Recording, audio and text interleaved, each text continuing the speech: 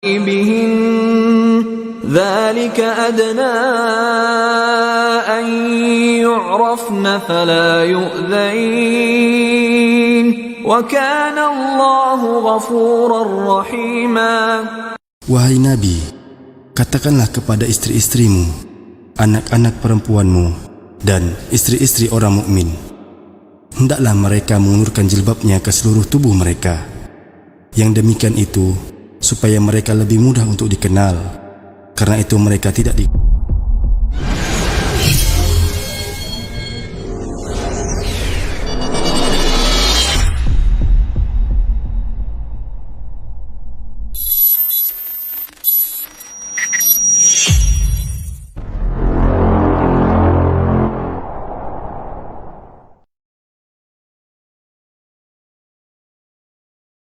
Assalamualaikum warahmatullahi wabarakatuh.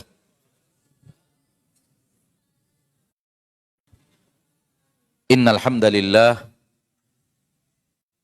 nahmaduhu wa nasta'inuhu wa nastaghfiruh wa na'udzu billahi min shururi anfusina wa min sayyiati a'malina. Man yahdihillahu fala mudilla lahu wa man yudlil fala hadiya lahu.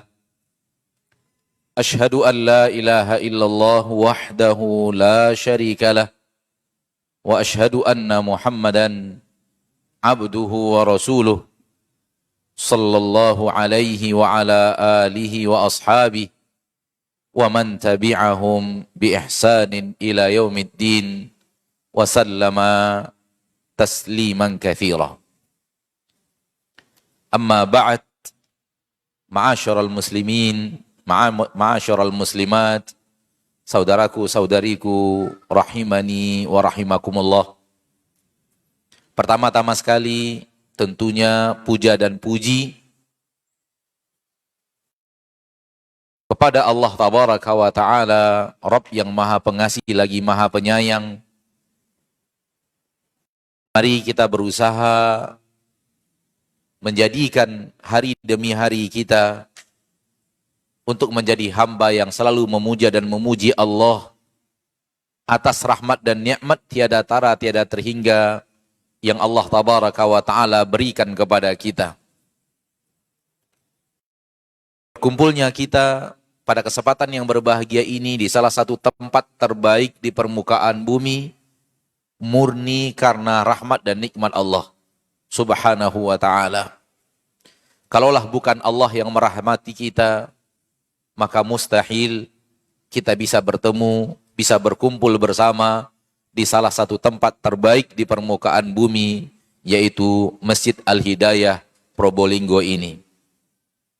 Semoga perkumpulan kita, pertemuan kita di salah satu rumah-rumah Allah untuk membaca sebahagian ayat-ayat Allah dan sebahagian daripada hadis-hadis Rasulullah sallallahu alaihi wasallam diridhoi dan dicintai oleh Allah subhanahu wa ta'ala, dan diberikan kepada kita semuanya yang hadir fadilah-fadilah duduk di majlis ilmu, duduk di majlis ta'lim, duduk di majlis zikir.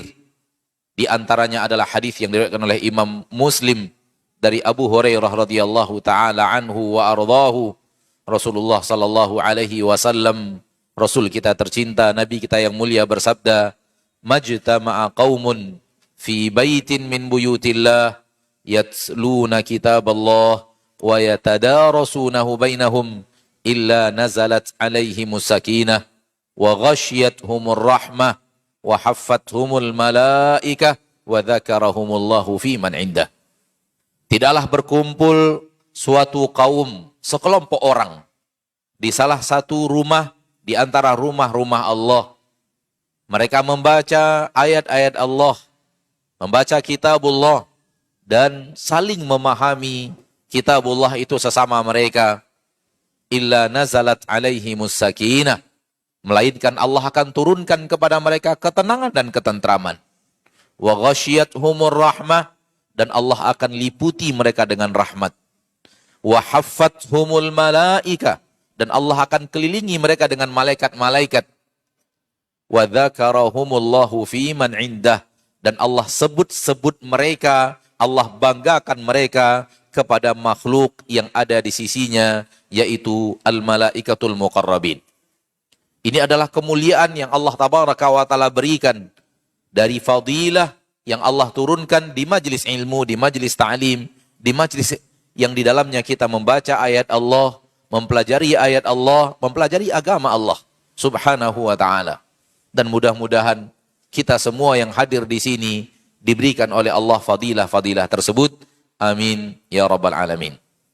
Yang kedua, salawat berserta salam untuk junjungan alam, Rasul kita tercinta, Nabi kita yang mulia, suri tauladan kita, Sayyidina Muhammad sallallahu alaihi wasallam.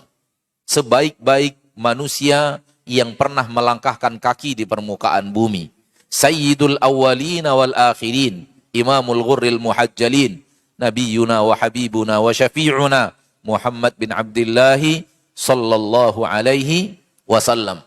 Semoga dengan rajin bersolawat kepada beliau, menyebut namanya dan bersolawat mengucapkan sallallahu alaihi wasallam, kita termasuk umat Nabi sallallahu alaihi wasallam yang bahagia di akhirat dengan mendapatkan syafaat dari Nabi kita Muhammad sallallahu alaihi wasallam. Yang ketiga, terima kasih yang sebesar-besarnya dari saya secara pribadi kepada siapapun yang telah bekerja keras, berusaha untuk mewujudkan adanya kajian ilmiah seperti yang sedang kita lakukan sekarang. Dan terdepan di antaranya adalah izin yang telah diberikan oleh Ketua Majelis Ulama Indonesia Kota dari Bapak Kiai Haji Nizar Irsyad, jazahullahu khairan, barakallahu fih. Dan suatu kehormatan yang luar biasa bagi kami ketika beliau memberikan izin, tidak hanya sampai izin.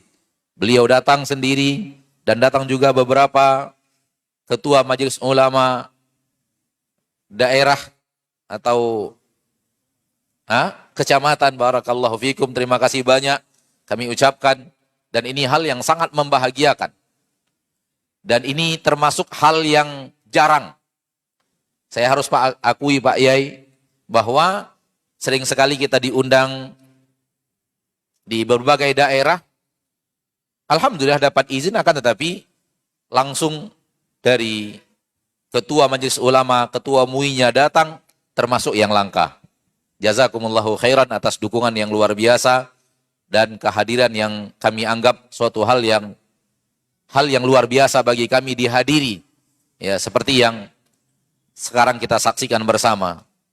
Alhamdulillah, dan ini merupakan sesuatu yang mengembirakan bagi kami dan sesuatu yang kami berharap Allah tabaraka wa ta'ala memberikan balasan kepada Bapak Ketua Majelis Ulama Indonesia Kota dan Kecamatan, jazakumullahu khairan, dan juga kepada ikhwan panitia dan akhwat para panitia yang juga telah berupaya untuk mewujudkan acara ini dengan izin Allah. Yakinlah, Allah tabaraka wa ta'ala berfirman di dalam Al-Quran bahwa Allah tabaraka wa ta'ala tidak akan menyia-nyiakan amal baik seorang lelaki atau wanita. Fastajaba lahum rabbuhum anni la udhi'u amala 'amilin minkum min dzakarin aw untha. Rabb mereka mengkabulkan apa yang mereka minta, dan Allah mengatakan bahwa saya tidak akan menyia-nyiakan amalan siapapun yang beramal dari laki-laki dan wanita. Rasulullah sallallahu alaihi wasallam suri tauladan kita bersabda, la tahqiranna minal ma'rufi syai'a walau antalqa akhaka biwajhin talq. Jangan pernah menganggap remeh amal baik sekecil apapun. Jangan pernah menganggap remeh amal baik sekecil apapun. Karena tidak ada amal kebaikan yang di sisi Allah kecil. Tidak ada amal kebaikan yang di sisi Allah apa? Kecil. Sesuatu yang diterima dari amal ketaatan dari Allah tabaraka wa ta'ala, Rabbul Izzati wal Jalalah, semuanya akan menjadi amal yang sangat besar. Para ahli ilmu, para ulama menerangkan, Apapun yang kita lakukan daripada ketaatan, sekecil apapun menurut kita itu, kalau diterima oleh Allah Rabbul Izzati wal Jalalah dan dijadikan kenikmatan di surga, akan kita nikmati sepanjang usia kita di surga Allah Subhanahu wa taala. Apanya yang kecil coba? Apanya yang kecil? Kita berinfak 1.000, 2.000, 3.000. Kita menginfakkan tenaga kita untuk ketaatan. Kita menginfakkan waktu kita untuk ketaatan. Kita menginfakkan harta kita, lahan tanah kita untuk ketaatan. Diterima oleh Allah Tabaraka wa Ta'ala. Pahalanya dinikmati di surga selama-lamanya. Maka tidak ada yang namanya kebaikan itu kecil dan kerdil. Oleh karena itu Nabi SAW mengatakan, La tahqiranna minal ma'rufi syai'a. Jangan kalian menganggap kecil perbuatan yang ma'ruf. Jangan dianggap remeh. Walau antalqa akhaka biwajhin talqa. Walaupun sekedar engkau bertemu dengan saudaramu dengan wajah yang berseri-seri. Itu adalah kebaikan yang besar di sisi Allah. Bertemu dengan saudara kita dengan wajah yang tidak cemberut.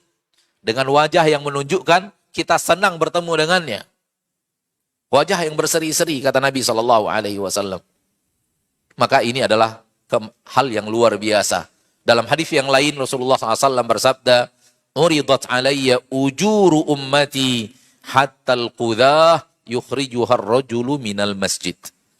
Ditunjukkan oleh Allah kepadaku ganjaran amal soleh untuk umatku. Ditunjukkan oleh Allah kepadaku, kata Nabi SAW, apa yang didapatkan oleh umatku daripada amal soleh, ganjaran amal solehnya, ditunjukkan kepadaku sampai al-qudah yukhrijuhar rajulu minal masjid. Sampai sebuah bulu halus ada di masjid, lalu diambil oleh seseorang muslim dan dikeluarkan dari masjid. Itu ada pahalanya besar. Ditunjukkan Allah kepada Nabi kita tercinta Muhammad sallallahu alaihi wasallam. Misalnya kita berada di masjid sekarang, nampak sesuatu yang tidak layak ada di masjid, entah daun, entah benang, entah pipet itu, sedotan, atau pembungkusnya, atau yang lainnya dan yang lainnya. Sesuatu yang harusnya tidak berada di dalam masjid, kita ambil lalu kita keluarkan. Atau kita ambil masuk saku kita. Dengan kita masukkan saku, kita akan bawa dia keluar. Ini adalah pahala besar di sisi Allah Subhanahu wa Ta'ala yang ditunjukkan oleh Allah Tabaraka wa Ta'ala kepada Nabi SAW, pahala yang akan didapatkan oleh orang yang melakukan itu. Apalah arti sebuah benang kecil, potongan kecil daripada benang terletak di masjid? Amalan kecil. Katakan tetapi di sisi Allah tidak ada yang ketaatan yang kecil. Ma'asyiral muslimin, ma'asyiral muslimat, saudaraku, saudariku, rahimani wa rahimakumullah. Allah Tabaraka wa Ta'ala ketika mentakdirkan kepada kita sesuatu yang dekat dengan kita, Allah Tabaraka wa Ta'ala ingin kita menjalin kebaikan bersama yang dekat dengan kita itu. Allah ingin kita berbuat baik kepada orang-orang yang dekat dengan kita itu. Ini yang ada di dalam agama Allah Subhanahu wa Ta'ala. Allah tidak dekatkan kita dengan seseorang, Allah tidak dekatkan kita dengan sesuatu, melainkan Allah Tabaraka wa Ta'ala ingin kita mengalirkan kebaikan kita kepada orang yang dekat dengan kita tersebut.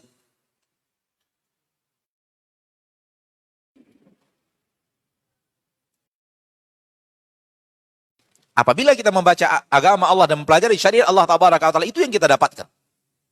Itu yang kita temukan di dalam syariat Allah Rabbul Izzati wal Jalalah. Sehingga manakala ada Allah takdirkan antara kita dengan dia sebuah kedekatan, lalu kita menjauh darinya dengan perbuatan-perbuatan kita, sehingga tercipta jarak yang jauh antara kita dengannya, terlihat di dalam agama Allah yang mulia, Allah benci dan tidak suka amalan tersebut. Dan Allah memberikan kepadanya ganjaran atau dosa yang besar.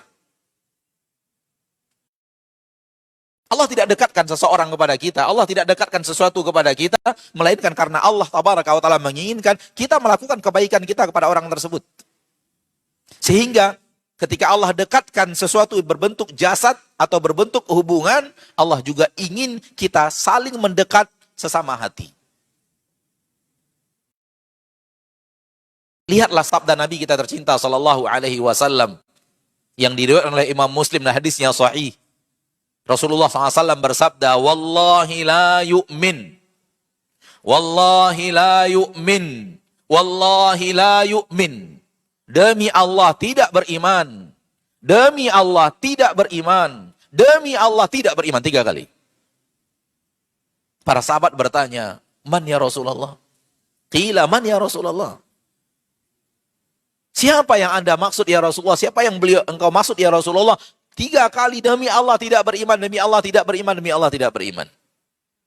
Kata Nabi SAW, "Man la yu'minu jaruhu bawa'iqah." Orang yang tetangganya tidak aman dari keburukannya.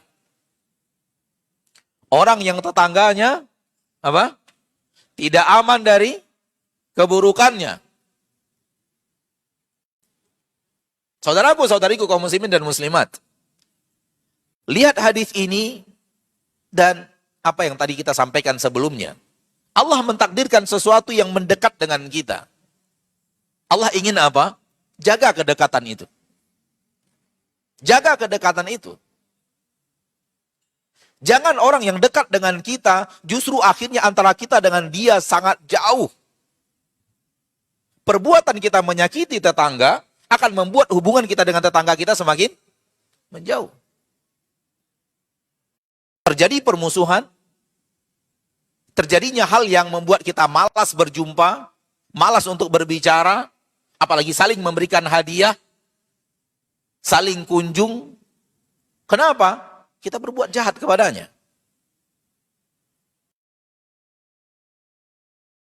Berbuat jahat kepada muslim manapun terlarang, tapi kepada tetangga yang dekat kita, lihat apa yang dikatakan Nabi SAW. Demi Allah tidak beriman, demi Allah tidak beriman, demi Allah tidak beriman. Kenapa?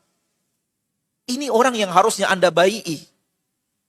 Ini orang yang harusnya Anda perlakukan sebaik-baiknya karena Allah telah menjadikan dia tetanggamu.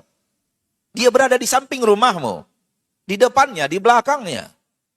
Dia orang yang akan tahu keadaan keluarga engkau ketika engkau tinggalkan. Kenapa Allah Tabaraka wa Ta'ala berikan? Kenapa Allah Tabaraka wa Ta'ala berikan ganjaran dosa yang lebih besar? Sehingga Nabi SAW mengatakan 3 kali, demi Allah tidak beriman, karena yang dekat tidak kita dekati. Justru kita jauhi. Allah Tabaraka wa Ta'ala ialah yang maha mengatur seluruh alam semesta. Dan dia yang menentukan siapa orang yang dekat dengan kita, siapa yang akan dia dekatkan dengan kita dan semacamnya. Dan Allah ada maksud dan tujuan di dalam hal-hal tersebut dan ada undang-undang dan peraturan dalam hal tersebut. Sebelum kita lanjutkan, kita fahami bahwa dekat itu terbagi 2. Dekat secara jasmani, zahir, dan dekat secara hati. Jadi dekat bisa terbagi 2. Jasad kita berdekatan, jasmani kita berdekatan, secara zahir kita berdekatan. Atau hati, kedekatan hati. Dan ini bisa bersatu sebagaimana dia tidak bisa berpisah. Jasad dekat, secara hati juga dekat. Ini yang diinginkan Allah. Secara jasmani, zahir dekat. Namun secara batin berjauhan, bermusuhan. Ini dibenci oleh Allah Rabbul Izzati wal Jalalah.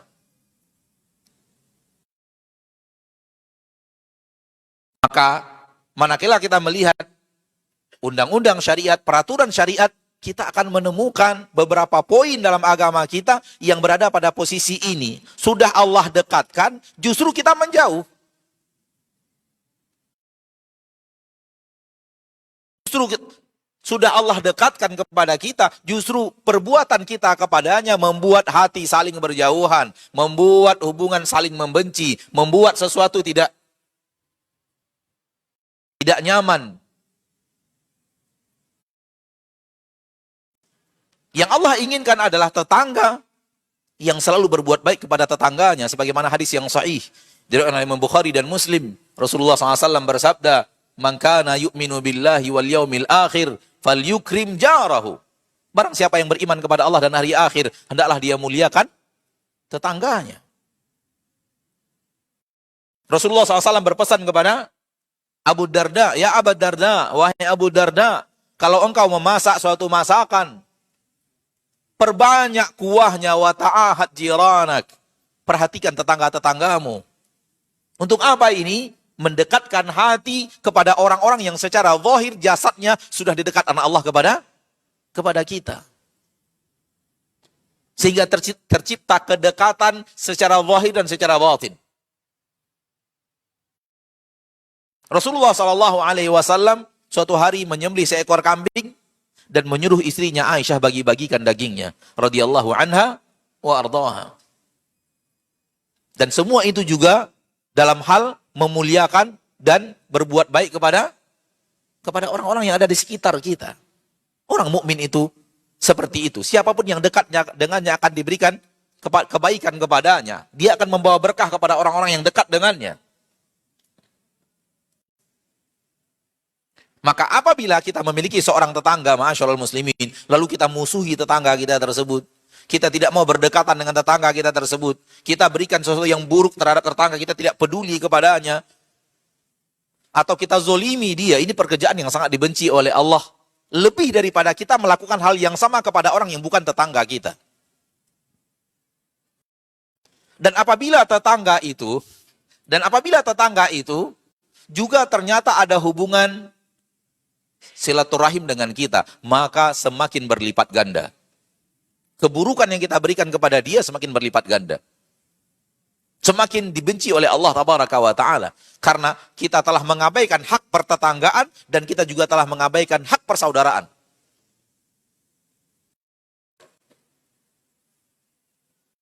Manakala kita mengerti apa yang ingin kita masukkan dengan bahasan dekat tapi jauh, telah didekatkan Allah namun kita menjauh, tidak memanfaatkan kedekatan yang telah Allah berikan untuk melakukan apa yang Allah mau, maka akan diberikan kepada kita dosa atau hukuman yang berat sekali.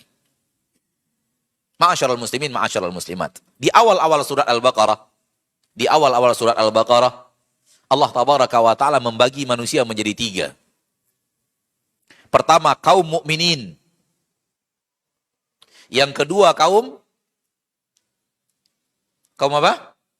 Kafaru, orang kufar. Dan yang ketiga, kaum al-munafiqin. Siapa kaum mukminin? Kaum mukminin adalah orang yang saling berkasih sayang sesama mereka.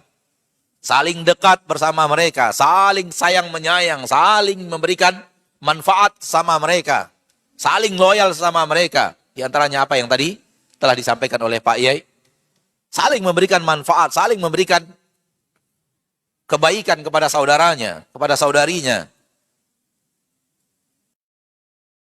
Adapun yang kufar, orang yang jauh. Kemudian ada yang ketiga, orang yang dekat tapi jauh. Siapa dia? Munafiqin. Munafiqin, kelompok yang dekat tapi jauh. Secara jasad dekat dengan kita. Salat bersama kita, puasa bersama kita, jihad bersama kita, membangun masjid bersama kita, beribadah yang lainnya bersama kita, tapi dia tidak menjadikan kedekatan bersama kaum mukminin menjadi orang yang dekat bersama kaum mukminin seperti mukminin lainnya, tapi dia menjadi orang yang menjauh daripada kaum mukminin itu. Lihat. Dan ketika Allah Tabaraka wa Ta'ala memberikan hukuman antara orang kafir dengan orang munafik, hukuman untuk orang munafik lebih berat. Allah Tabaraka wa Ta'ala berfirman di dalam Al-Quran tentang orang munafik di dalam neraka, innal munafiqina fit darkil asfali minan nar. Sesungguhnya orang munafik berada di jenjang paling bawah daripada neraka. Dan jenjang paling dalam dari neraka itu artinya panasnya lebih dahsyat, itu artinya azabnya lebih berat.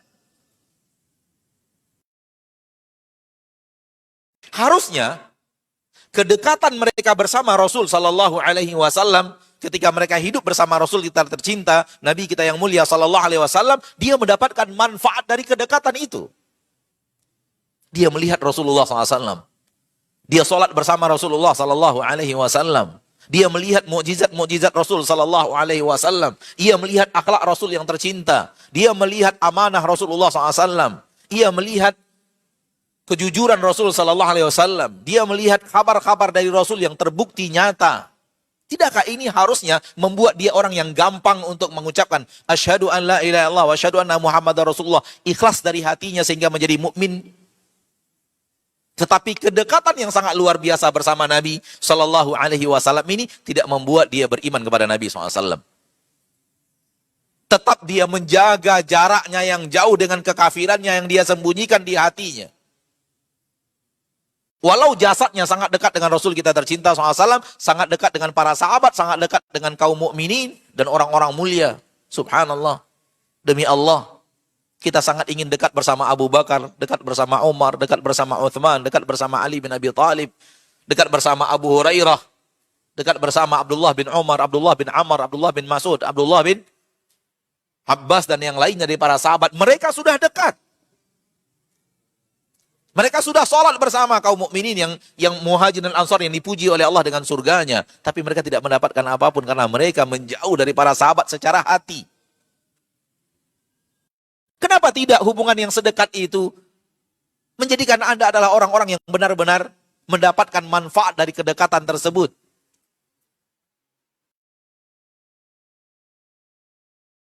Rasulullah sallallahu alaihi wasallam diberikan oleh Allah informasi tentang siapa orang-orang munafik itu.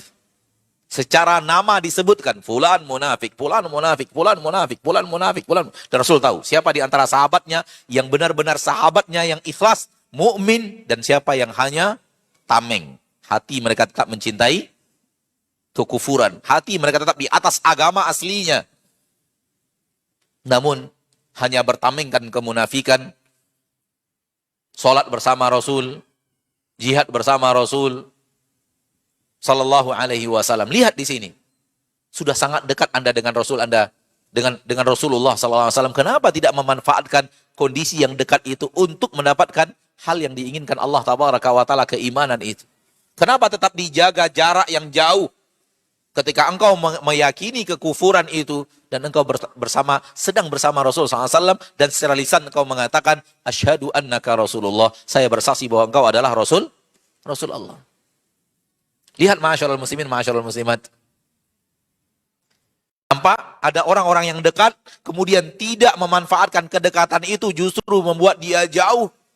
Lihat bagaimana Allah tabaraka wa taala memberikan hukuman lebih berat kepada mereka dibanding kepada orang yang memang jauh sekalian. Orang kufar nyata-nyata menyatakan, kami tidak beriman kepada Allah dan Rasulnya. Engkau bukan Rasul Allah. Kami tidak beriman dengan adanya neraka dan surga. Kami tidak beriman dengan adanya hari akhirat. Namun mereka tampilannya, Masya Allah, mukmin sejati. Sampai-sampai Umar radhiyallahu ta'ala anhu tertipu. Umar adalah khalifah yang selektif, memilih khalifah, memilih amir wilayah. Kalau bahasa kita sekarang, para gubernur daerah, Umar selektif, mencari orang-orang yang menurut Umar radhiyallahu ta'ala benar-benar berilmu, benar-benar ahli ibadah, benar-benar. Namun ternyata salah satu di antaranya orang munafik. Dan itu ditanyakan oleh Umar bin Khattab radhiyallahu ta'ala anhu kepada sahabat Nabi yang mulia, sahibu sirri Rasulullah SAW, yang menyimpan rahasia nama orang-orang munafik yang dirahasiakan Nabi SAW kepada beliau, yaitu siapa? Hudzaifah ibnul Yaman, barakallahu fiikum. Hudzaifah bin Yaman, Rasul sampaikan kepadanya, ini orang munafik, ini orang munafik, ini orang munafik. Kemudian mengambil janji dari Hudzaifah bin Yaman, jangan beritahu siapa-siapa. Jangan beritahu siapa-siapa nama ini. Dan suatu saat ketika Umar bin Khattab radhiyallahu ta'ala menjadi khalifah, beliau selektif dalam memilih orang yang akan memimpin wilayah. Siapa yang akan memimpin Syam? Siapa yang akan memimpin Irak? Siapa yang akan memimpin di Kufah? Siapa yang akan memimpin di Yaman? Siapa yang akan memimpin di Mesir? Siapa yang akan memimpin di Palestina? Selektif, mencari orang-orang terbaik. Sebagai ikhtiar dari ilmu yang beliau ketahui, daripada amanah yang telah Allah amanahkan di pundak beliau. Namun beliau kemudian bertanya suatu saat kepada Hudzaifah bin Yaman, "Wahai Hudzaifah, masih adakah di antara amir-amir wilayahku dari orang-orang yang disebutkan oleh Nabi SAW kepadamu?" Jawaban Hudzaifah bin Yaman, "Ada ya Amirul Mukminin, satu orang." Ada satu orang ya Amirul Mukminin. Subhanallah. Salah satu nasihat yang sangat hebat dari Syekh Saleh Al-Utsaimin yang pernah saya dengarkan. Orang munafikin di zaman Rasul hidup, beda dia dengan sahabat hanya keikhlasan. Orang munafikin tempatnya di mana? Di neraka. Khalidina fiha, bahkan fid darkil asfali minan nar, di jenjang paling bawah dari neraka Allah tabaraka wa taala. Namun yang munafik di zaman Rasul, saking hebatnya mereka dalam ketaatan bagaikan seorang sahabat Rasulullah SAW. Yang beda antara mereka dengan sahabat Nabi hanya soal keikhlasan.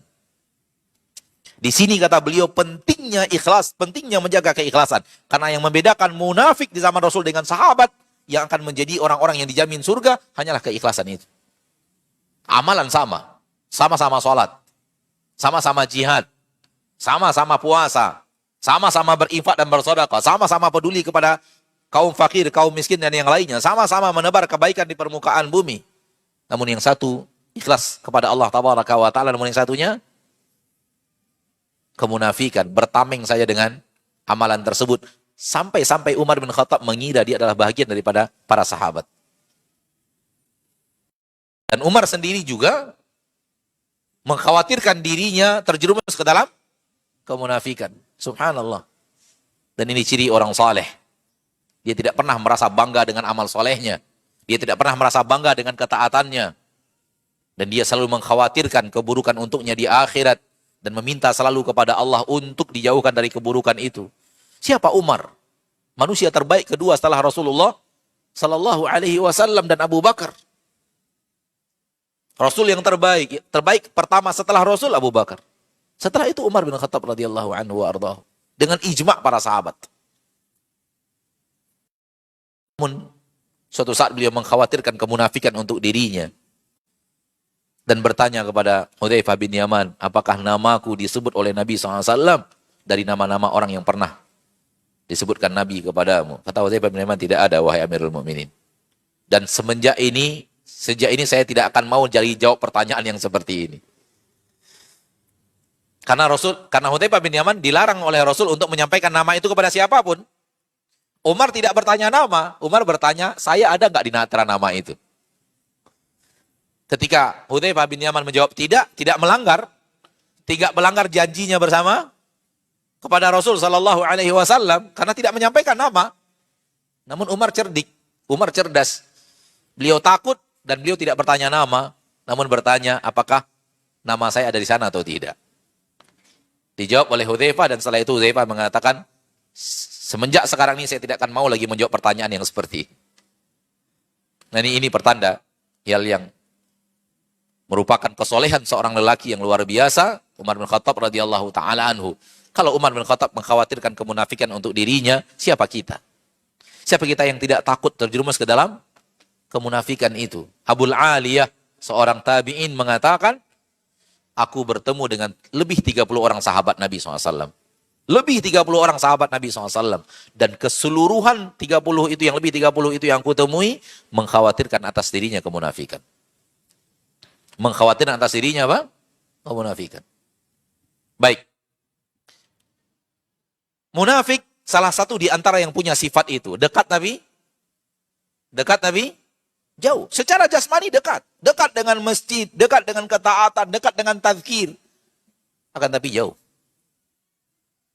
Hal yang sama akan terjadi kepada munafik-munafik zaman sekarang. Yang benar-benar mendekat kepada agama Allah justru untuk sesuatu yang bukan keimanan. Betapa banyak orang-orang yang dikirim dari orang-orang kufar untuk belajar agama Allah. Belajar agama Islam. Tapi hanya untuk urusan dunia. Tapi hanya untuk harta. Tapi hanya untuk membantah. Tapi hanya untuk mencari kelemahan. Sangat dekat dengan agama Allah Tabaraka wa Ta'ala. Membaca ayat-ayat Allah, membaca tafsir. Bahkan sebahagian daripada mereka hafal Al-Quran. Ma'asyarul muslimin, ma'asyarul muslimat. Di antara hal yang bisa kita jadikan contoh, Allah telah mendekatkan, kemudian kita melakukan hal yang tidak baik sehingga jauh, yang sangat dibenci oleh Allah Tabaraka wa Ta'ala adalah uququl walidain. Durhaka kepada orang tua. Durhaka kepada orang tua. Ketika Allah Tabaraka wa Ta'ala takdirkan Anda lahir dari ayah dan ibu Anda, berarti Allah telah mentakdirkan kedekatan antara dirimu dan kedua orang tuamu, kedekatan yang luar biasa. Di dalam diri kita mengalir darah ayah dan ibu kita.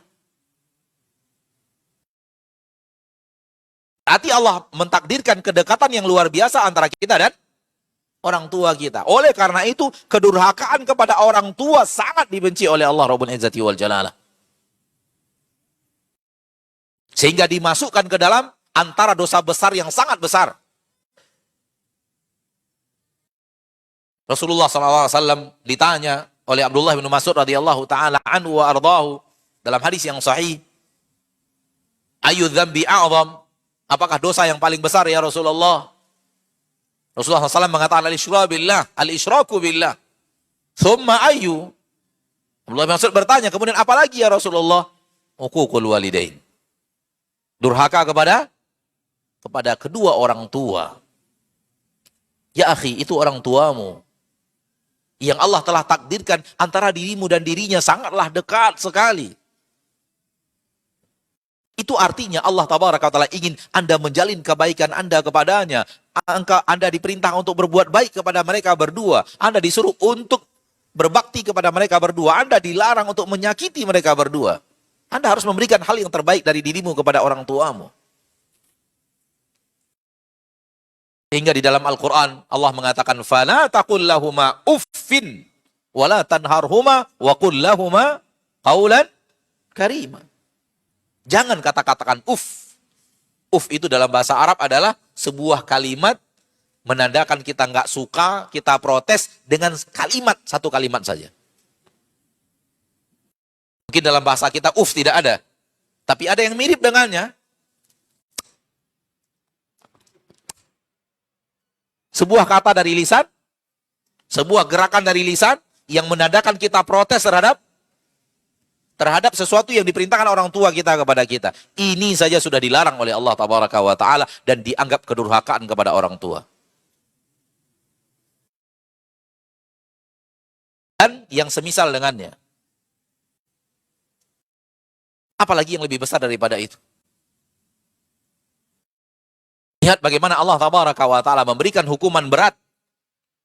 Kepada siapa? Kepada orang-orang yang sudah Allah takdirkan kedekatan bersamanya. Sehingga Allah suruh berbuat baik. Namun dia memilih jalan untuk menjauh dari orang-orang yang dekat tersebut dengan perbuatannya.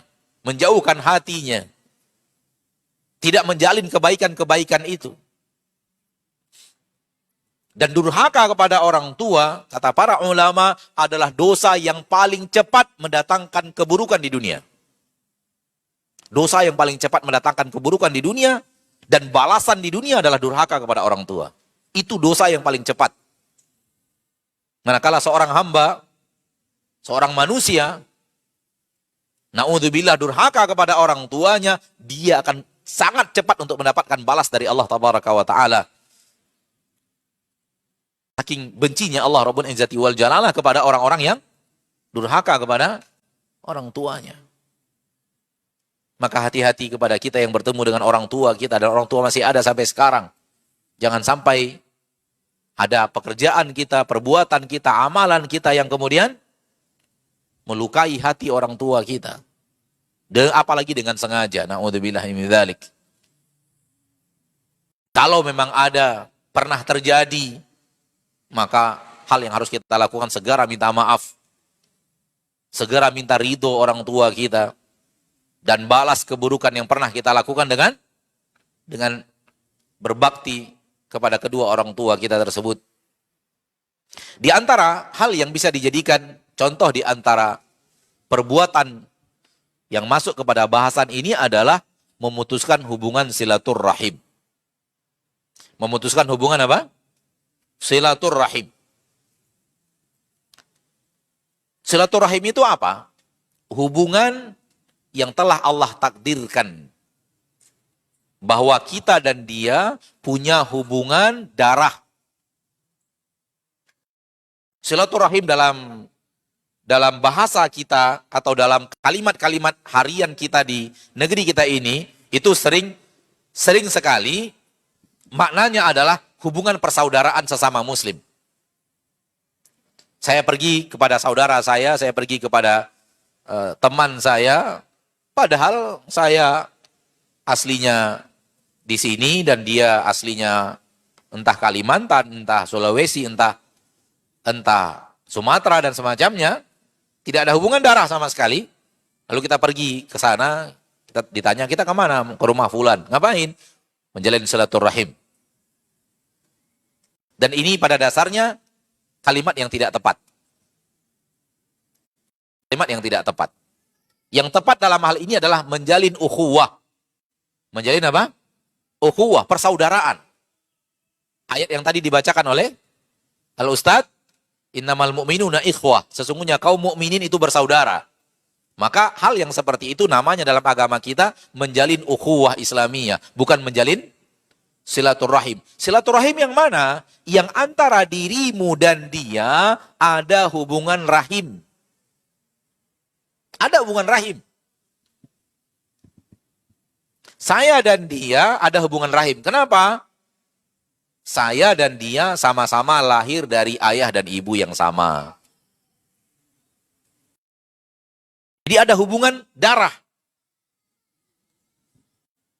Saya dan dia ada hubungan rahim.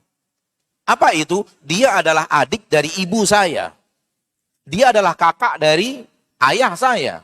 Ada hubungan rahim atau tidak itu? Ada hubungan rahim. Dia adalah anak dari om saya.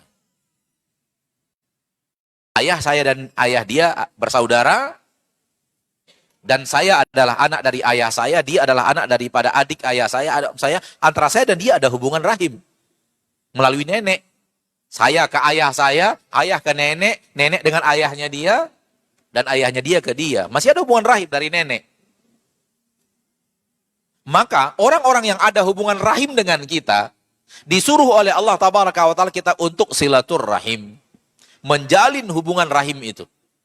Berbuat baik kepada mereka yang antara kita dengan dia ada hubungan apa? Ada hubungan rahim. Itu dia silaturrahim. Itu dia silaturrahim. Perbuatan baik kita kepada orang-orang ya, yang antara kita dengan dia ada hubungan rahim. Ada hubungan nasab. Ada hubungan darah. Dan orang-orang yang telah Allah Tabaraka wa Ta'ala takdirkan kepada kita, antara kita dengan dia ada hubungan darah, Allah Tabaraka wa Ta'ala memerintahkan kita untuk berbuat baik kepada mereka dan tidak boleh memutuskan hubungan silaturahim. Dan apabila kita putuskan silaturahim dengan kelakuan kita, ini hal yang sangat dibenci oleh Allah Subhanahu wa Ta'ala. Alladzina yaqta'una ma amarallahu bihi an yusala wa yufsiduna fil ard. Mereka adalah orang-orang yang memutuskan hubungan yang Allah Tabaraka wa Ta'ala perintahkan untuk disambung. Dibenci oleh Allah Tabaraka wa Ta'ala. Wa yufsiduna fil ard. Dan mereka orang yang membuat kerusakan di permukaan bumi.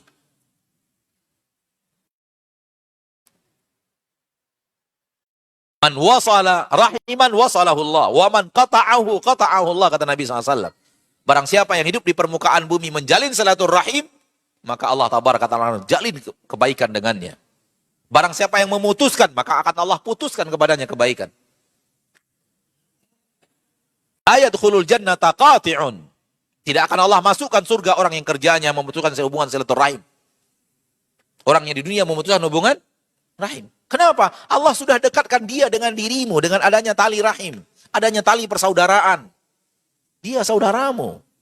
Lahir dari ayah ibu yang sama, atau ayah yang sama walau ibu berbeda, atau ibu yang sama walau ayah berbeda. Ada hubungan yang erat antara dirimu dengan dirinya, ada hubungan dekat antara dirimu dan dirinya. Maka Allah Tabaraka wa Ta'ala memerintahkan kita untuk semakin berbuat baik kepada orang-orang yang antara kita dengan dia ada hubungan itu. Allah sudah dekatkan, maka jangan dijauhi. Maka jangan dijauhi. Adapun apabila orang tersebut tak ada hubungan apa-apa dengan kita, namun kita juga tidak memberikan kebaikan atau tidak menjaga akhlak kita, berbeda dengan kalau seandainya kita melakukan itu kepada orang-orang yang ada hubungan baik dengan kita. Ada hubungan kedekatan yang telah Allah takdirkan kepada kita. Di antara bahasan-bahasan yang ada hubungannya dengan masalah ini adalah suami dan istri. Suami dan istri. Allah Tabaraka wa Ta'ala ketika mentakdirkan dia adalah suami kita, dia adalah istri kita, Allah telah menjalin kedekatan spesial antara kita dan dia. Apa yang terjadi? Kita harus menjaga kedekatan itu. Bukankah jodoh kita Allah yang tentukan? Allah yang takdirkan? Maka Allah telah menjalin kedekatan antara kita dengan wanita tersebut, antara kita dengan lelaki tersebut, yang dia adalah suami dan istri kita. Perintah Allah Tabaraka wa Ta'ala Rabbul Izzati wal Jalalah, berbuat baiklah kepada orang yang telah Allah dekatkan dengan kita. Sehingga Nabi SAW mengatakan dalam hadis yang sahih, khairukum li ahlihi. Sebaik-baik kalian adalah yang terbaik kepada keluarganya, kepada istri dan anak-anaknya. Kenapa? Ini orang sudah Allah dekatkan. Sebelum terjadi pernikahan, orang yang jauh memang. Namun dengan adanya akad nikah, qabiltu nikahaha, aku terima nikahnya, dengan mahar ini, tunai. Lalu, jadilah dengan akad itu sebuah hubungan yang sangat erat bernama tali pernikahan. Yang Allah Tabaraka wa Ta'ala sebut di dalam Al-Quran, tali pernikahan itu adalah mitsaqan ghalidha.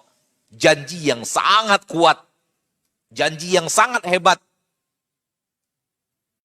Dengan adanya pernikahan itu, Allah dekatkan wanita ini kepada kita sedekat-dekatnya. Allah dekatkan lelaki ini kepada kita sedekat-dekatnya.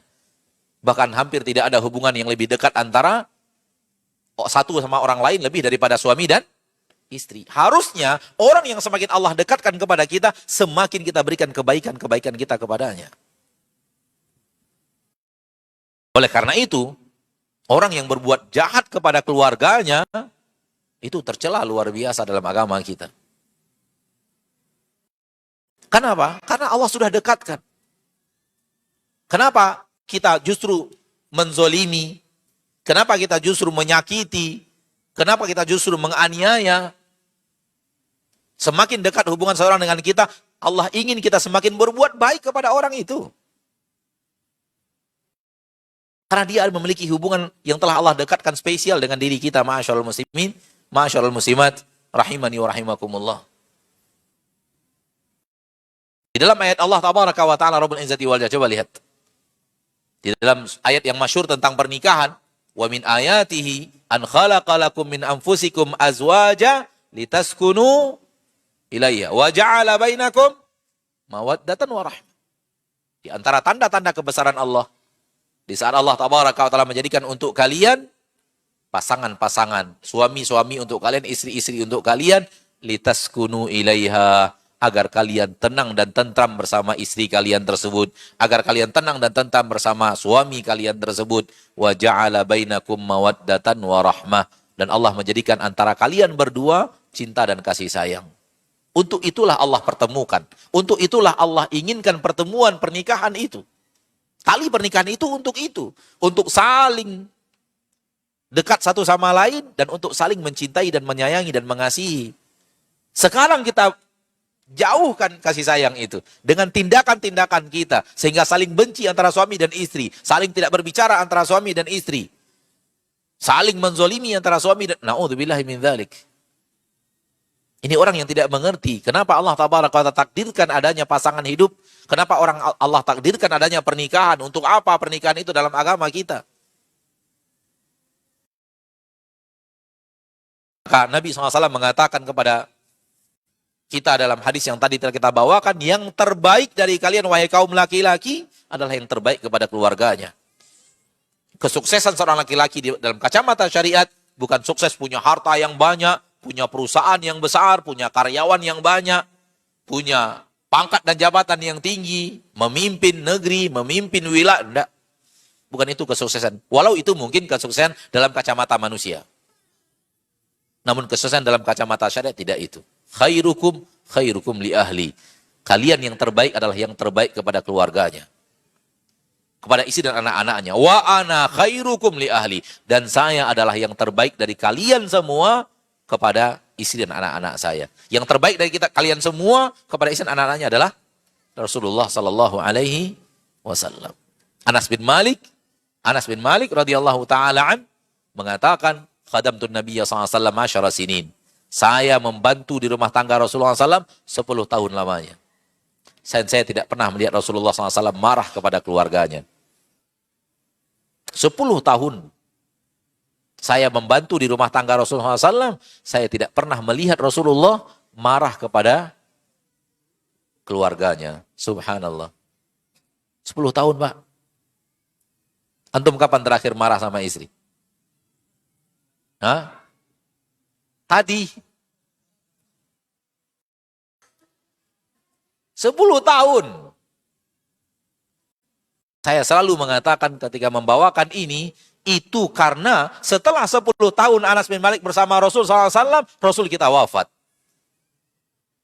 Kalau tidak wafat Rasul kita, Anas bin Malik akan tetap menyaksikan sepanjang usia beliau bersama Rasul SAW. Karena Anas bin Malik Ansar. Rasul datang ke kota Madinah dan hanya hidup di kota Madinah berapa? 10 tahun. Setelah itu Allah memanggil Rasulnya tercinta ke hadiratnya. Oleh karena itu hidup Anas bin Malik bersama Rasul hanya 10 tahun. Dan saya tidak pernah menyaksikan Rasulullah SAW marah kepada keluarganya. Subhanallah. Lelaki terbaik, suami terbaik kepada istrinya di permukaan bumi. Nabi kita tercinta Muhammad Sallallahu Alaihi Wasallam. Lihat saudaraku, saudariku kaum muslimin, beberapa contoh yang kita bawakan tadi, kita bisa melihat bahwa sesuatu yang sudah Allah dekatkan kepada kita, Allah ingin kita melakukan kebaikan demi kebaikan, kebaikan demi kebaikan kepada orang-orang yang sudah Allah dekatkan, tetangga-tetangga yang sudah Allah dekatkan, keluarga-keluarga yang sudah Allah dekatkan, saudara-saudara yang sudah Allah dekatkan kepada kita, manusia-manusia yang sudah Allah dekatkan dan hubungannya dengan kita. Gunakan itu dengan kesempatan untuk berbuat baik kepada mereka, karena itu yang Allah inginkan. Dan bagian terakhir pada kesempatan kali ini, sebelum kita buka tanya jawab bi'idnillahi azza wa jal, adalah sesuatu yang dekat tapi jauh, adalah orang yang beramal akhirat, tujuannya adalah dunia. Orang yang beramal akhirat, tujuannya adalah dunia. Apabila seseorang beramal untuk akhirat, sebenarnya sudah mendekat ke akhirat. Akan tetapi ketika dia niatkan untuk dunia, semakin jauh daripada kebaikan di akhirat. Harusnya ketika Anda sudah beramal untuk akhirat, Anda harus niatkan dekat dengan kemuliaan di akhirat. Niatkan keikhlasan, bukan niatkan dunia. Oleh karena itu Allah sangat benci kepada orang-orang yang mengamalkan amal-amal akhirat, tapi tujuannya dari amal akhirat itu adalah dunia. Sehingga 3 orang yang pertama kali Allah masukkan ke dalam neraka Allah tabaraka wa ta'ala, 3 orang yang pertama kali Allah masukkan ke dalam neraka Allah tabaraka wa ta'ala, jenis yang manusia seperti ini. Dia sangat dekat dengan amalan akhirat, dia sangat dekat dengan amalan yang sangat dicintai oleh Allah, penuh kemuliaan akhirat, namun ternyata yang dia inginkan hanyalah dunia saja. Hadis sahih Imam Muslim dari Abu Hurairah radhiyallahu taala anhu, Rasulullah SAW mengatakan, awwalu ma tusa'aru lahum naru jahannam. Orang yang pertama kali Allah akan nyalakan untuk mereka neraka jahannam. Ada 3 orang. Siapa? Pertama, alim. Orang yang sangat alim, ulama. Ulama amalan yang sangat mendekatkan orang dengan agama Allah, dengan surga Allah, dengan ridho Allah tabaraka wa ta'ala.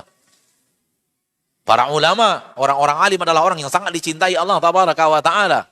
Namun ini alim yang di dalam hatinya hanya menginginkan dunia. Ketika Allah tabaraka wa ta'ala wafatkan dia, dan Allah tabaraka wa ta'ala bertanya kepadanya, "Mada fa'alt?" Apa yang kau lakukan? Ia mengatakan, aku menimba ilmu. Aku mengajarkan ilmu siang dan malam untuk mengharapkan ridhamu ya Allah. Allah katakan, "Kadzabta." Kamu dusta. Kamu bohong. Kamu tidak mengamalkan itu, tidak belajar ilmu agama, tidak menguasai ilmu syariat untuk mendekatkan dirimu kepada aku. Akan tetapi, liyuqal alim. Yang engkau inginkan adalah dunia. Engkau ingin dikenang orang sebagai alim. Ahli ilmu, ahli syariat, ahli fikih, ahli ijtihad. Engkau ingin pujian manusia. Itu adalah dunia. Ya akhi, Anda sudah sangat dekat dengan ilmu agama Allah. Ya akhi, Anda sudah didekatkan Allah tabaraka wa ta'ala dengan sesuatu yang sangat Allah cintai. Innama yakhshallah min ibadil ulama. Hal yastawil ladina ya'lamuna wal ladina la ya'lamun. Yang paling sangat takut kepada Allah dari hamba-hambanya adalah para ulama. Samakah antara seorang yang berilmu dan orang yang tidak berilmu? Tidak sama, karena Allah muliakan orang yang berilmu. Tapi disebabkan dia menginginkan dunia, dia menjauh daripada apa yang sudah Allah dekatkan kepadanya. Sehingga Allah mengatakan, "Innama fa'alta dzalika liyuqal alim." Kamu lakukan itu semua karena kamu ingin orang memuji dirimu. Itu yang kau inginkan, pujian manusia. Agar orang mengatakan dirimu ini orang alim, ini ahli fikih, ini ahli syariat. Wa qad qil. Dan apa yang kamu inginkan sudah engkau dapatkan. Manusia sudah membicarakan itu, manusia sudah memuji dirimu. Artinya apa? Di akhirat tidak ada apa-apa lagi. Fa umira bihi fasuhiba ala wajhi fa ulqiya finnar. Diperintahkan malaikat untuk menyeret orang ini. Diseret dengan wajah menyentuh tanah. Lalu dicampakkan ke dalam neraka Allah subhanahu wa ta'ala. Dan yang kedua adalah ahli sedekah. Yang ketiga Allah tabaraka wa ta'ala bertanya kepadanya, apa yang kau lakukan? Ia mengatakan, tidak ada celah di mana engkau ingin saya menginfakkan hartaku di jalan itu, melainkan semuanya telah kukerjakan mengharapkan ridhamu ya Allah. Allah mengatakan, kadzabta. Engkau dusta. Engkau berinfak, bersedekah, menginfakkan hartamu, membangun masjid, membangun pesantren, asrama anak yatim piatu, dan yang lainnya, peduli kepada orang fakir dan miskin, bukan untuk mengharapkan ridho Allah, dan bukan untuk mengharapkan wajah Allah tabaraka wa ta'ala, akan tapi fa'alta dzalika liyuqal jawad. Engkau lakukan semua itu agar engkau dikenang orang dengan jawad, orang yang sangat dermawan. Ingin dipuji manusia. Wa qad qil. Dan apa yang kau inginkan sudah engkau dapatkan. Manusia sudah memujimu sebagai seorang dermawan. Orang kaya yang sangat dermawan, orang kaya rendah hati, orang kaya yang ringan tangan, membantu sesama, orang kaya yang peduli. Sudah engkau dapatkan. Sebagaimana nasib yang pertama, fa umira bihi fasu'iba ala wajhi fa ulqiya finnar. Diperintahkan malaikat untuk menyeret, diseret dengan wajah menyentuh tanah dan dicampakkan dalam kobaran api neraka. Dan yang terakhir adalah orang yang wafat di medan jihad. Dan ketika Allah bertanya kepadanya, "Madza fa'alt?" Ia mengatakan, "Qataltu fika hatta qutilt." Saya berperang mengharapkan ridhamu ya Allah sampai saya terbunuh. Allah mengatakan, "Kadzabt." Kamu dusta. Innama qatalta liyuqal jari.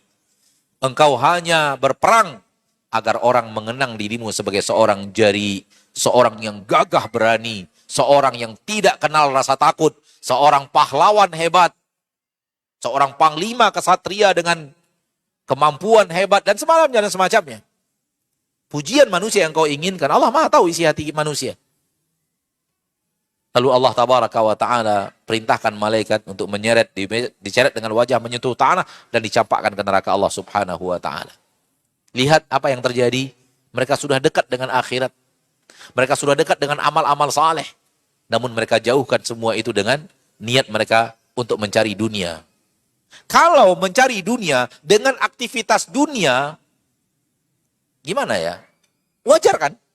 Pekerjaan dunia untuk cari dunia. Namun pekerjaan akhirat untuk cari dunia, ini yang aneh. Harusnya dunia ya untuk dunia, akhirat untuk akhirat. Oleh karena itu, orang yang mencari dunia, tujuan utamanya akhirat, luar biasa itu. Luar biasa. Dia sengaja berdagang untuk mengayomi orang lain. Dia sengaja mencari nafkah untuk membantu sesama. Dia sengaja, itu luar biasa amalnya. Dia berbuat dunia untuk akhiratnya. Tapi yang terbalik sangat dibenci oleh Allah subhanahu wa ta'ala Rabbul Izzati wal Jalalah. Ini dia ma'asyarul muslimin, ma'asyarul muslimat, beberapa contoh yang bisa kita bawakan dalam bahasan. Sudah Allah dekatkan, namun kita menjauh daripada apa yang Allah dekatkan tersebut. Maka ini adalah amalan yang sangat dibenci oleh Allah Rabbul Izzati wal Jalalah. Amal yang bisa membuat kita mendapatkan ganjaran yang sangat buruk di sisi Allah subhanahu wa ta'ala Rabbul Izzati wal Jalalah. Semoga apa yang bisa kita sampaikan ini bermanfaat. Sallallahu wasallam ala abdihi wa rasulihi Muhammad.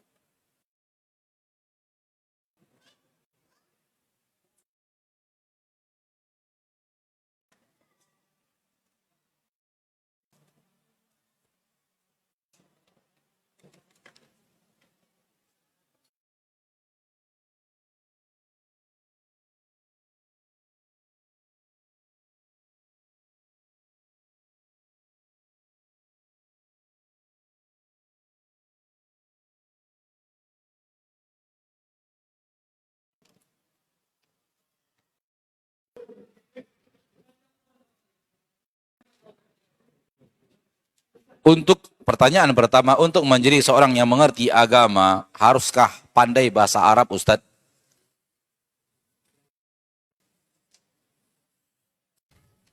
Kalau yang dimaksud adalah mengerti agama dengan sangat faham dan detail, memang harus pakai bahasa Arab. Nggak bisa tidak. Kenapa?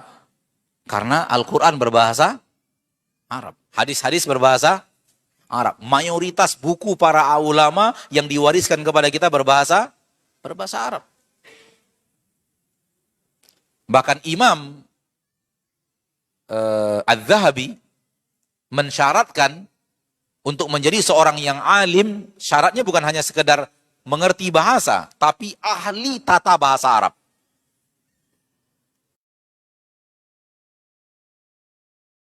Kenapa? Karena memang keturunnya agama dalam bahasa Arab tidak bisa difahami dengan sangat baik kecuali pakai bahasa Arab. Kalau kita hanya membaca terjemahan, kita bisa saja salah memahami agama karena kita menggunakan pemahaman penterjemah. Bukan menggunakan bahasa yang diturunkan dengannya Al-Quran, bahasa yang diutus dengannya Nabi kita tercinta Muhammad Sallallahu Alaihi Wasallam. Namun kalau untuk beragama baik, bukan untuk menjadi alim, maka tidak wajib harus berbahasa Arab. Namun kalau ingin mendalami, ingin memahami dengan detail, memang harus pakai bahasa Arab. Wallahu ta'ala alam.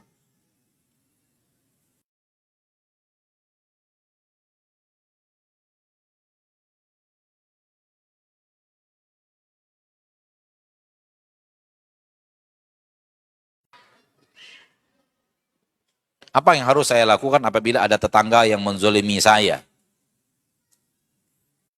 Salah satu amal saleh yang diajarkan oleh Allah di dalam syariat adalah sabar atas aniaya orang lain. Sabar atas aniaya orang lain. Ini salah satu amal saleh.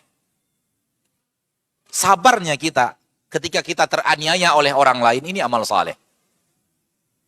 Memaafkan, amal soleh berikutnya. Membalasi keburukan yang Allah berikan kepada orang, yang orang berikan kepada kita dengan kebaikan, amal soleh berikutnya. Jadi sabarnya kita tidak membalas keburukan dengan keburukan, ini adalah merupakan amal saleh. Nabi SAW dalam hadis yang sahih mengatakan, seorang mukmin yang hidup bersama manusia dan sabar atas aniaya manusia kepadanya lebih baik daripada seorang mukmin yang hidup bersama manusia namun tidak sabar atas aniaya manusia kepadanya. Dan lihatlah Nabi kita tercinta Muhammad sallallahu alaihi wasallam sebagai suri tauladan.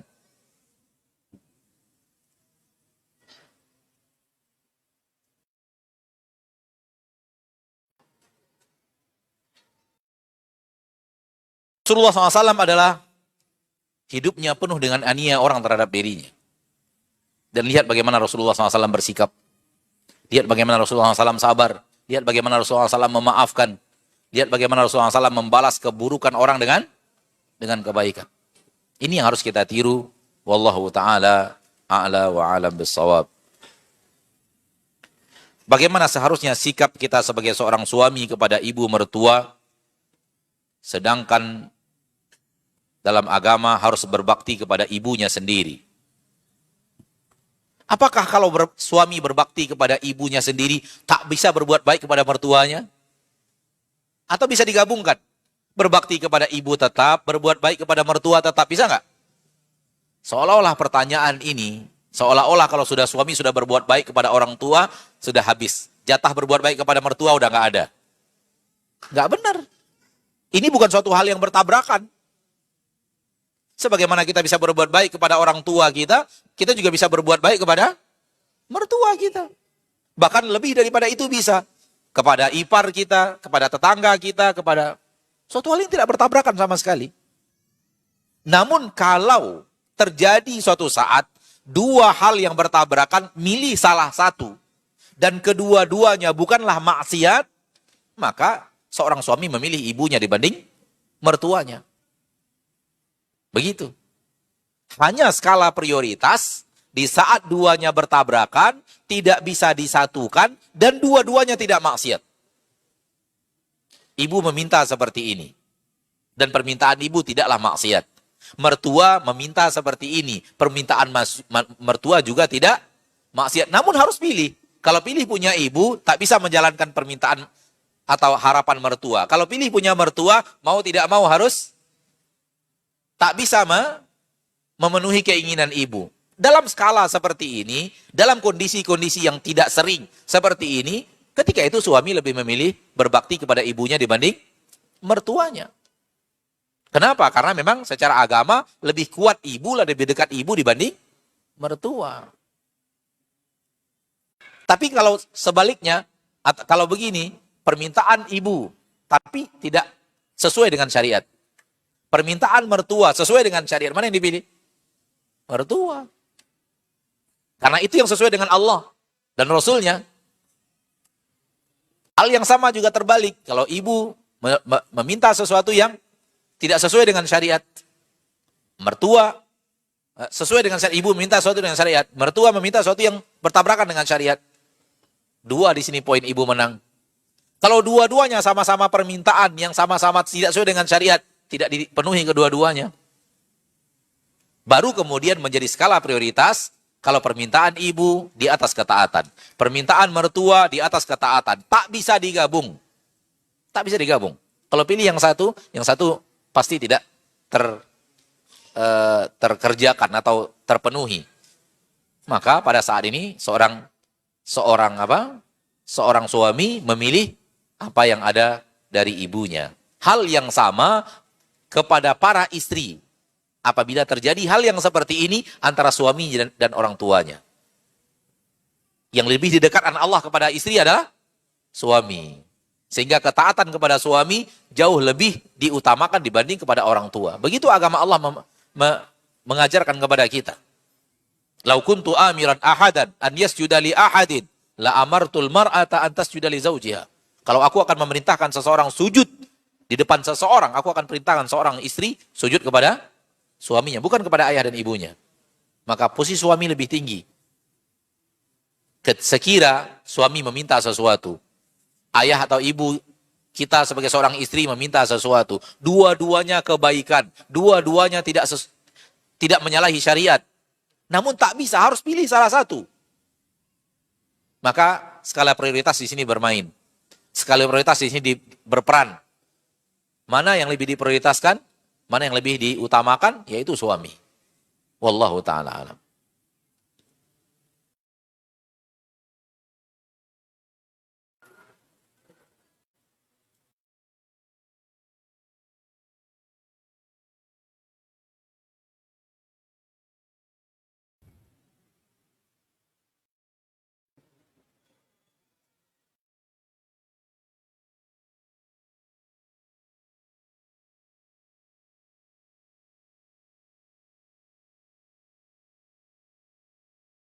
Bagaimana menjaga hati kita agar selalu tidak berprasangka buruk? Caranya berprasangka baik. Lakukan hal yang berbeda dengan prasangka buruk itu. Karena sesuatu dilawan dengan lawannya. Cara untuk tidak berprasangka buruk adalah berprasangka baik.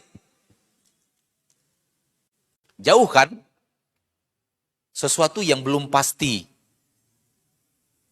Jauhkan sesuatu yang belum pasti, apalagi belum pasti itu terbayang yang buruk-buruk, jangan. Kita memiliki Allah Tabaraka wa Ta'ala yang maha mengatur. Sandarkan kepada Allah Tabaraka wa Ta'ala. Belum tentu apa yang kita zonkan itu adalah kebenaran. Allah berfirman di dalam Al-Quran, "Iyattabi'una illa dhanna wa inna dhanna la yughni minal haqqi syai'a." Mereka mengikuti dhann, dan dhann tidak mewakili kebenaran sedikit pun. Tidak menunjukkan kepada kebenaran sedikit pun. Dan kalau kita bersuudzon kepada manusia, suudzon kita itu telah membuat kita jauh dari Allah.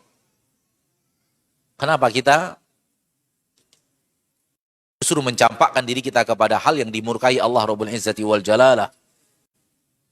Allah Tabaraka wa Ta'ala berfirman dalam Al-Quran, "Wajtanibu katsiran minadh-dhann." Dan jauhi kebanyakan dari prasangka-prasangka yang tidak baik itu. Wallahu ta'ala alam. Jadi melawan prasangka buruk adalah dengan prasangka baik. Bahkan kata Umar bin Khattab radhiyallahu ta'ala an, apabila nampak olehmu kesalahan datang dari saudaramu, hendaklah engkau mencari untuknya alasan. Hendaklah engkau mencari untuknya alasan. Mungkin begini, mungkin begini, mungkin begini. Carikan uzur untuknya. Begitu sikap seorang mukmin yang diinginkan Allah, diajarkan oleh Rasulullah SAW, dan diperintahkan dan diamalkan oleh para sahabat Nabi Sallallahu Alaihi Wasallam.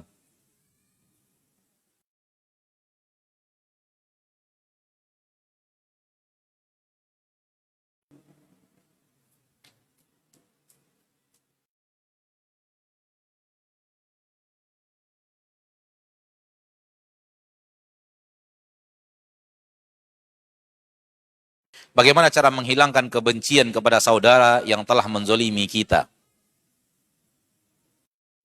Saudaraku, antum punya dosa? Antum punya kesalahan?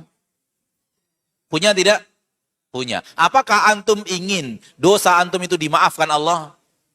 Apakah antum ingin kesalahan antum itu dimaafkan? Hal yang sama orang lain yang bersalah kepadamu. Manusia sering egois.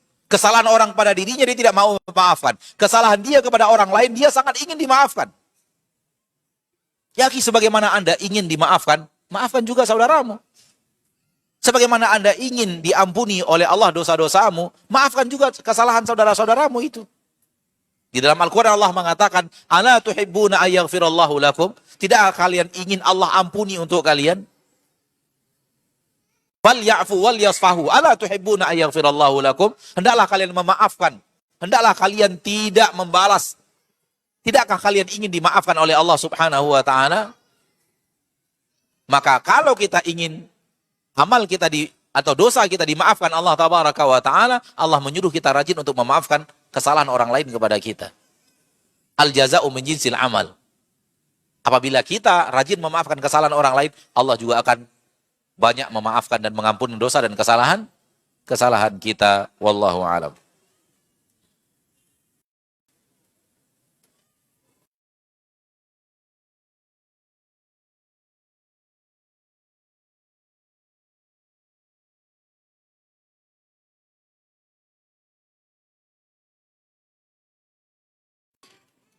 Apakah apabila seorang suami dan istri bersentuhan, apakah itu akan membatalkan wudhu? Khilaf dalam masalah ini di tengah para ulama ahli fikih. Apakah itu akan membatalkan wudhu sekedar bersentuhan saja? Apakah firman Allah di dalam Al-Quran, "Aula mastumun nisa'a falam tajidu ma'an fatayammamu sa'idan tayyiba," itu maksudnya adalah bersentuhan saja atau tidak, atau ada makna yang lain? Di sini ada khilaf. Sebahagian pendapat fikih mengatakan batal. Sekedar bersentuhan, berdalil dengan ayat tadi yang ada di dalam surat Al-Maidah. Aula mastumun nisa'a falam tajidu ma'an fatayammamu sa'idan tayyiba. Atau kalian menyentuh wanita, menyentuh istri, maka ketika kalian tidak menemukan air, maka bertayamumlah dengan debu yang suci. Ayat ini dijadikan dalil untuk pendapat bahwa bersentuhan membatalkan wudhu. Namun pendapat yang lain dari pendapat para ahli fikih tidak membatalkan wudhu. Dengan dalil apa? Dengan dalil bahwa Abdullah ibnu Abbas radhiyallahu anhuma mentafsirkan ayat ini maknanya adalah hubungan suami istri. Aula mastumun nisa'a. Kata Ibnu Abbas, makna daripada ayat ini al-jima'. Hubungan suami istri. Dan itu diperkuat dengan hadis Nabi SAW. Aisyah radhiyallahu anha dalam Sahih Muslim mengatakan, suatu hari Nabi SAW mencium istrinya, lalu kemudian keluar masuk masjid dan mengimami sholat. Mencium istri bersentuhan kulit atau tidak? Bersentuhan kulit. Namun setelah mencium istri, Rasulullah SAW langsung keluar rumah, langsung masuk masjid dan menjadi imam. Berkata keponakan Aisyah radhiyallahu anha, yaitu Urwah bin Zubair. Aisyah mengatakan itu radhiyallahu anha kepada Urwah bin Zubair. Urwah bin Zubair keponakannya, anak dari kakaknya.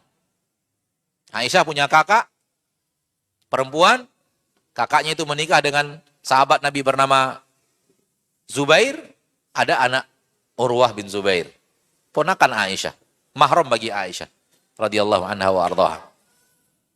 Kepada Urwah bin Zubair itu, Aisyah mengatakan itu, dan Urwah bin Zubair mengatakan, saya yakin bahwa istri Nabi yang beliau cium itu adalah engkau, wahai bibiku. Aisyah tersenyum. Jadi langsung Aisyah sebagai pelaku peristiwa yang dicium oleh Nabi SAW dan Nabi keluar. Sehingga dengan hadis ini, sebagian para ahli fikih berpendapat bahwa sekedar bersentuhan saja tidak membatalkan wudhu. Wallahu alam. Saya secara pribadi lebih condong kepada pendapat yang terakhir. Yang terakhir. Wallahu alam.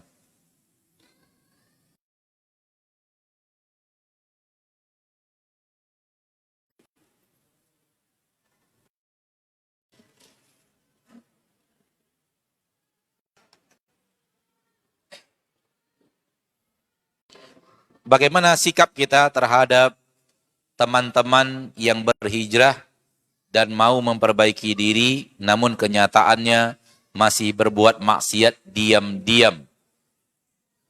Kok kita tahu ya dia berbuat maksiat diam-diam? Hah? Kita kok tahu dia berbuat maksiat diam-diam? Kan dia diam-diam berbuat maksiat. Ala kulli hal, kalau ada orang terkena musibah seperti ini, musibah beragama, pertama syukuri bahwa kita tidak mendapatkan musibah itu. Kita harus bersyukur kepada Allah. Sesuatu yang musibah yang menimpa orang lain tidak Allah timpakan kepada kita. Yang kedua, telah terjadi maksiat, telah terjadi kemungkaran bagi saudara kita, dan bukti kasih sayang kita kepada saudara kita berusaha menasihati. Kita berusaha apa?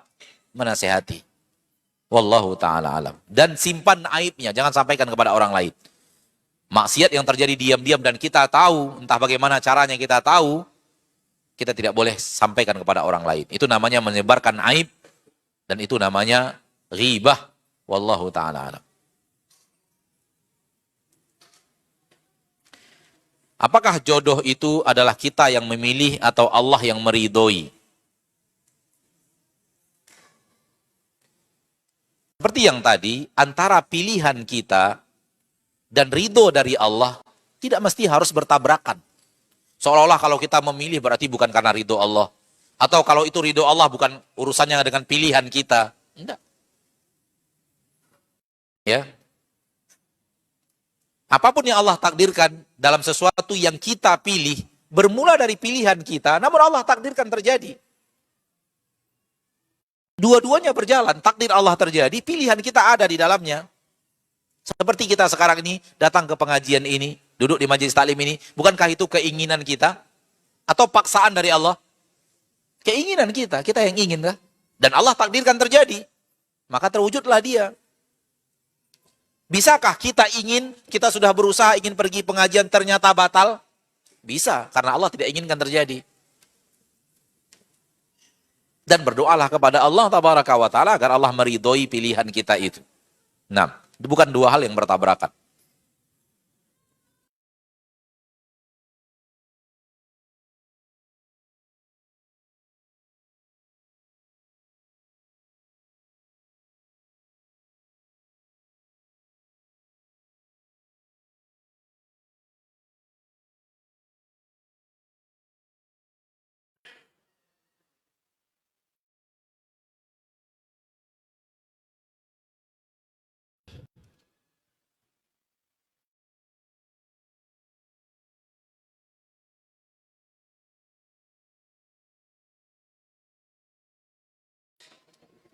Bagaimana cara menebus kesalahan kepada suami yang kala itu belum bisa menjadi istri yang baik, tetapi belum sampai memohon maaf, suami telah berpulang ke rahmatullah. Wallahu alam, doakan banyak-banyak untuk suami tersebut, kemudian amalkan apa yang dia ajarkan kepada kita daripada kebaikan supaya pahala mengalir kepadanya, jalin hubungan kebaikan antara kita dan orang-orang yang memiliki hubungan kekerabatan dengan suami, ayahnya, ibunya, omnya, tantenya, dan semacamnya. Dan banyak-banyak berbuat baik, berinfak juga bisa untuk suami, dan juga banyak-banyak minta ampun untuk dosa dan kesalahan suami. Wallahu ta'ala alam.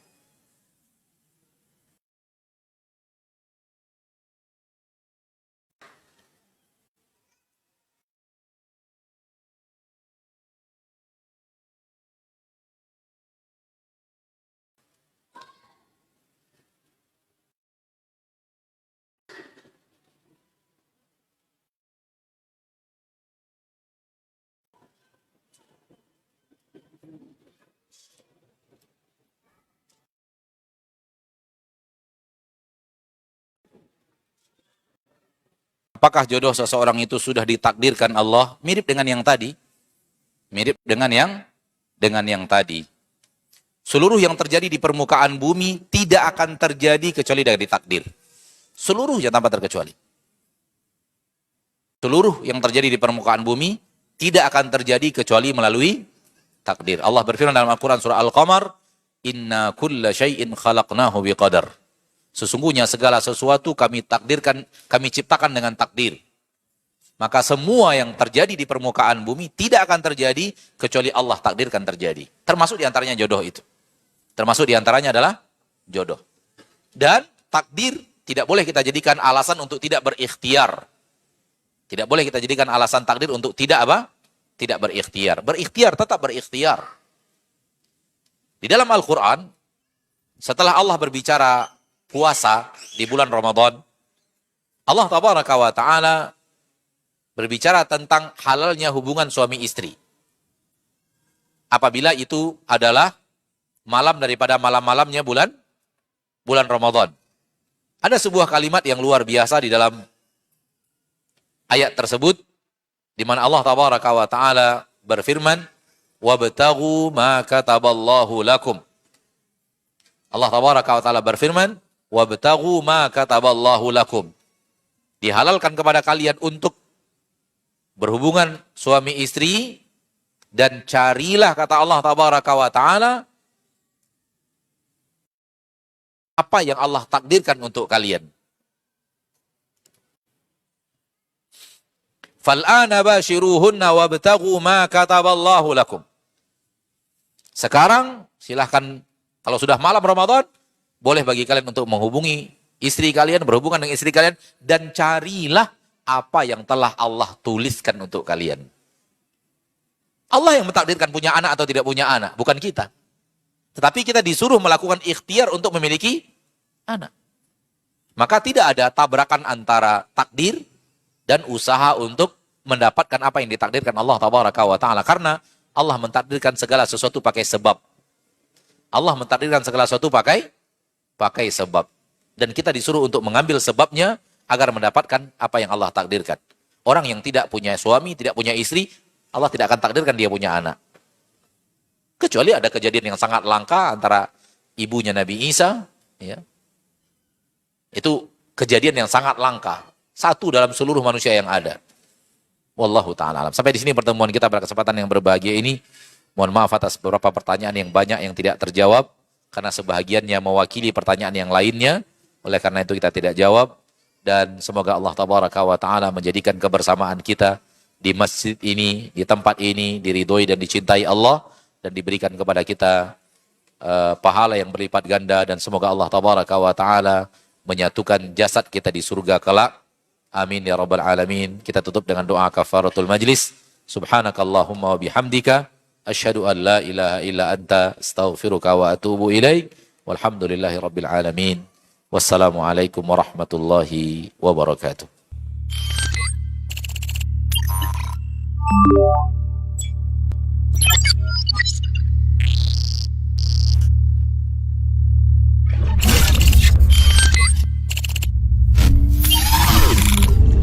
Kata Nabi SAW, mana qasut sodaqatun min mal.